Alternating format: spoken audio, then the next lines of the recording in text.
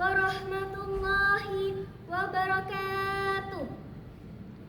Alhamdulillah rabbil alamin wa bihi nasta'in wa ala umuri dunya waddin wassalatu wassalamu asrafil anbiya'i wal mursalin sayyidina Muhammadin sallallahu alaihi wasallam. Amma ba'du. Pertama-tama, marilah kita panjatkan puji syukur atas kehadiran Allah Subhanahu wa Ta'ala yang telah memberikan kita rahmat serta hidayahnya. Tak lupa pula sholawat serta salam semoga tetap tercurahkan kepada baginda Nabi Muhammad Sallallahu Alaihi Wasallam yang telah membawa kita dari alam jahiliyah menuju alam yang terang benderang, yakni ad-dinul Islam wal iman. Yang terhormat Bapak atau Ibu Dewan Juri yang senantiasa mencari kebenaran dan keadilan, semoga Allah selalu memberkahi setiap keputusan Anda. Yang saya hormati para guru, para pembimbing, serta hadirin yang membawa semangat perubahan. Dan yang saya banggakan rekan-rekan pelajar se-Jawa Timur memegang estafet kepemimpinan bangsa, insya Allah. Izinkan saya mengawali pidato ini dengan sebuah pertanyaan reflektif.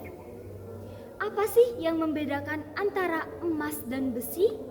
Jawabannya adalah bukan hanya kilauannya, akan tetapi ketahanannya terhadap karat. Begitu pula dengan bangsa kita, Indonesia Emas 2045 tidak cukup hanya berkilau, tetapi harus tahan terhadap karat bernama korupsi. Pada kesempatan emas ini, perkenankan saya menyampaikan suatu pandangan visi besar, yaitu membangun aparatur yang amanah dan berakhlak sebagai pilar birokrasi berintegritas melalui lensa syariat.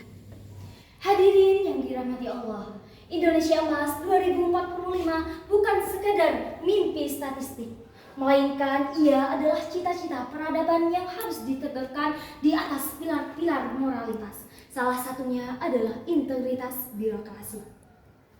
Dalam perspektif Islam, setiap jabatan adalah amanah dan risalah dari Allah Subhanahu wa Ta'ala, bukan sekedar hak atau sekedar duniawi. Sebagaimana firman Allah Subhanahu wa Ta'ala dalam surat An-Nisa ayat 58, yang artinya, sesungguhnya Allah menyuruh kamu menyampaikan amanah kepada yang berhak menerimanya.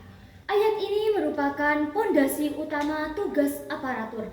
Tugas seorang aparatur adalah menyalurkan amanah kepada rakyat yang berhak tanpa adanya sekat diskriminasi, tanpa adanya pungutan liar, dan tanpa adanya korupsi.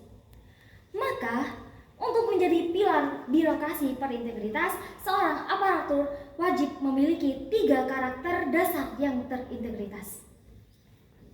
Yang pertama adalah amanah atau fondasi takwa. Amanah dalam birokrasi adalah totalitas tanggung jawab. Aparatur yang amanah memandang pekerjaannya sebagai ibadah dan bukan sebagai sarana mencari keuntungan pribadi. Integritas muncul dari takwa. Ketika seorang aparatur memiliki takwa, ia yakin bahwa meskipun tidak ada atasan yang mengawasinya, Allah Al-Khaliq yang Maha melihat. Rasa takut kepada Allah inilah yang menjadikan anti suap, anti korupsi, dan anti nepotisme. Ia sadar harta yang masuk ke dalam perutnya akan menjadi bara api di akhirat kelak. Yang kedua adalah akhlakul karimah, pilar ihsan dalam pelayanan. Amanah harus dijalankan dengan akhlakul karimah. Dalam konteks pelayanan publik, akhlak diterjemahkan sebagai ihsan. Rasulullah SAW bersabda, ihsan adalah engkau beribadah kepada Allah seolah-olah engkau melihatnya. Dan jika engkau tidak melihatnya, maka sesungguhnya ia melihatmu. Ihsan dalam birokrasi berarti yang pertama, bekerja dengan kualitas terbaik, yang kedua, melayani dengan ketulusan, yang ketiga, menjaga etika. Birokrasi yang berihsan akan menghadirkan pelayanan yang cepat, transparan, dan memuliakan rakyat. Ini adalah dakwah melalui perbuatan, menjadikan kantor pemerintahan sebagai miniatur Baitul Mal yang dikelola oleh penuh kehati-hatian. Dan yang terakhir adalah istiqomah, konsisten dalam kebaikan. Amanah dan akhlak harus diikat dengan istiqomah, yaitu konsisten.